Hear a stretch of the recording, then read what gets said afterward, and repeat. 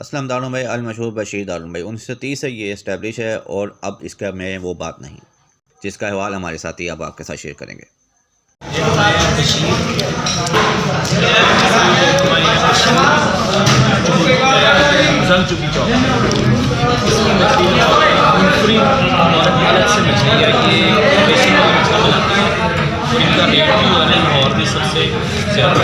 लेकिन इसके बाद सबसे ज़्यादा लाहौर में मछली होता है। उसकी वजह इसका एक अपना मेयार है और इनकी हर तरह से मछली परफेक्ट है। आज हम आए हैं कश्मीर के बदन छोटी डेयरी पे।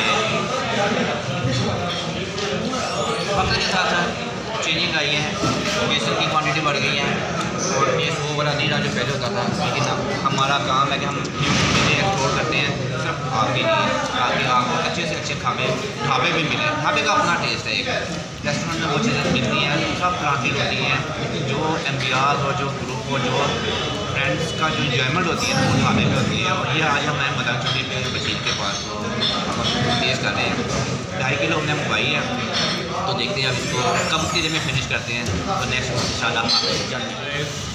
गाइस हम इस वक्त मौजूद हैं एक कदीम बशीर दारुल माही पे, जो बदंग चुंगी पे मौजूद है।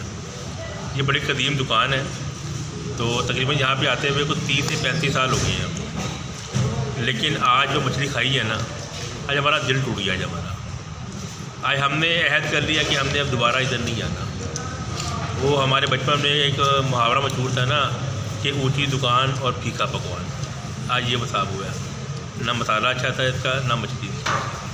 हम आपको यही मशवरा देंगे कि यहाँ आने की बजाय किसी और जगह ट्राई करें आप। अल्लाह हाफ़िज़। नई जगह एक्सप्लोर करें, अच्छा आपको एक्सपीरियंस मिलेगा। कुएँ के मेढक नहीं बनना, ठीक है हमारे घर के पास है, इसका मतलब ये तो नहीं कि हम यहीं पे आएँ बार बार आएँ और आके फिर हम फिर आगे ये ऐसे वीलॉग करते रहें जिसका कोई फ़ायदा ना हो। लिहाजा स्टे ब्लेस्ड।